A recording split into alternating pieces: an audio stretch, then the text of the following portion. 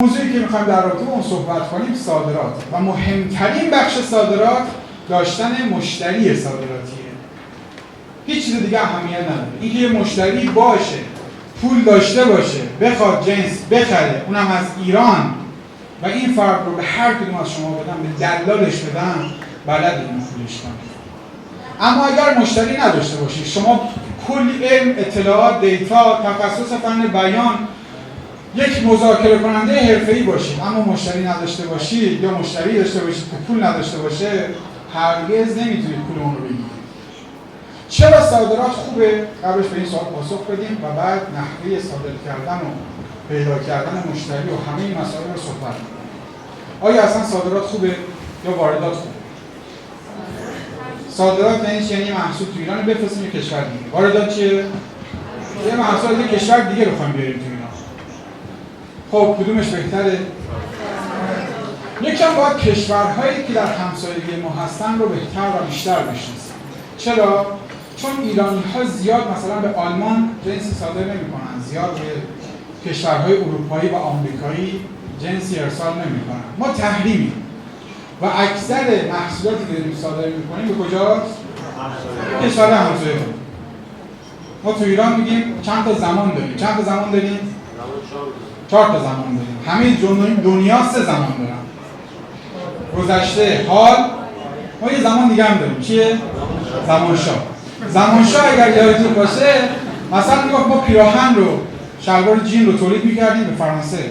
بزرگترین کشوری بودیم که محصولات رو به کشورهای اروپایی می‌فروختیم و خیلی وضعیت به موقع از نگاه اقتصادی برای ایرانی‌ها بهتر بود. الان با وجود تحریم‌هایی که هست، خیلی شرایط بسیار بسیار سخت شده و ما محدودیم. فقط به 4 تا همسایه‌ای که دور برمون هست می‌تونیم جنس رو بفروشیم. حالا یه خوبی داره ایران. ایران به خاطر موقعیت جغرافیایی که داره، یه سری خوبی‌هایی داره. و بهترین خوبی‌ها اینه که همسایه‌های ما آدم‌های تنبلی هستن و پولدار. یعنی از مدل تنبل‌ها و پولدارها.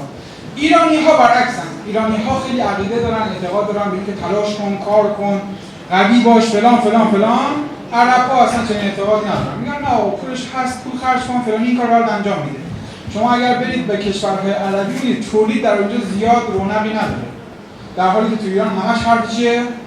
تولید کننده باش، رونق تولید و همش وام‌هایی میدن بابت تولید و همش دارن بار میارن آدم‌هایی که تولید کننده بشن. کشورهای همسایه ما کشورهایی هستن که پولهاشون ارزش داره. اینکه میگیم پول دارن به معنی نیست که ثروتمندن و تو زندگی خودشون بری شاید فقیرانه دارن زندگی میکنن. اما همین انسان فقیر اگر بیاد توی ایران پادشاهی زندگی میکنه. یه بحث توریست درمانی الان خیلی داره مورد میشه. چیکار میکنن؟ میگن من که تو ایران قم رو مثلا میشناسم، تهران رو میشناسم، شیراز رو میشناسم.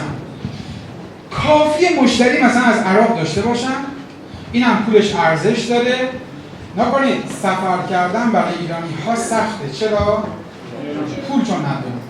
اما کسی که 40 میلیون تومان من داره پول در میاره، این مثلا یه سفرش میشه 2 میلیون تومان با هواپیما رفت و برگشته. 10 روزم بمونه نهایتا میشه 10 میلیون تومان. من بخوام یه 10 روز مثلا برم عراق، باید حداقل 30 میلیون تومان داشته باشم. برای این فرد که بخواد درمانی اتفاق بیفته براش، با 10 میلیون تومان ما میاد تو ایران خوش میگذره، بیماری خودش هم رفع میکنه و برمیگرده. حالا بعضی‌ها هستن زرنگ میشن. میگن چیکار کنیم؟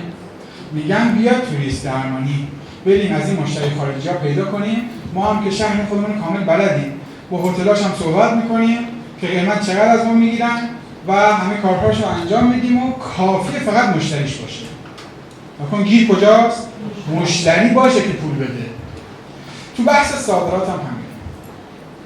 خیلی از شماها تو فضای حقیقی میدونید هتل چیه، رستوران چیه، غذا پولش چقدره. اما چون دیتا و اطلاعات کمی از محصولاتی که دارید کار میکنید ندارید، میترسید. ترس که کدوم قسمت دارید؟ که این فرد اگر میاد من باید باش چجوری صحبت کنم. یعنی ترسم سر صحبت کردنی که زبون همدیگر نمیفهمیم. یه ترس اینه که خب این الان پول به من بده، من نتونم جنسش رو تامین کنم، چی میشه؟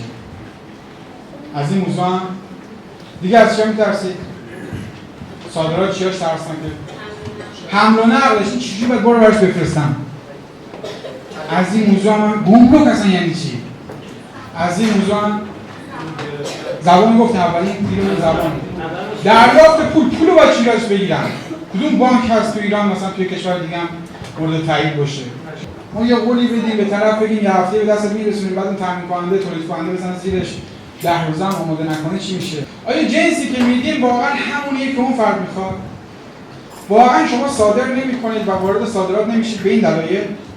برای خیلی از ماها اون جاذبه هنوز اتفاق نیفتاده. پول شیرین که شما هر ماه 40 میلیون 50 میلیون 100 میلیون بیاد تو حسابه، اون شیرینی رو چون ندیدید و لمس نکردید داستان برای شما واقعا جذاب نشده. اونایی که لمس میکنن پول‌های دلاری میگیرن، دیناری میگیرن، یورویی میگیرن، برای اینها داستان جذاب میشه. اما خیلی از شرکت‌ها کارکنان میرن صحبت میکنن. جالب میگم ما اساسا بازار ایران ولش کن. به درد نمی‌خوره. بریم فقط خارجی. میگم چرا؟ من دارم همه مشتری خارجی من دارم میبینم چی ازشون پول میگیرم. راحت پول میدن. این اصلا بحث ندارن. چونه نمیزنن. اصلا دنگوفنی که ایرانی‌ها دارن اونها مثلا شما الان یه ترسی بینه بار به موقع به دستش میرسه. ایرانی‌ها همه دغدغه‌شون همینه. تو کشورهای دیگه اصلا چنین دغدغه‌ای وجود نداره. پس مهمترین بخش در صادرات بازاریابی بین‌المللی. اینکه شما یاد بگیرید چگونه مشتری‌های صادراتی میتونید داشته باشید. گام بعدیشه که چی؟ که مثلا با این فرد چگونه من صحبت کنم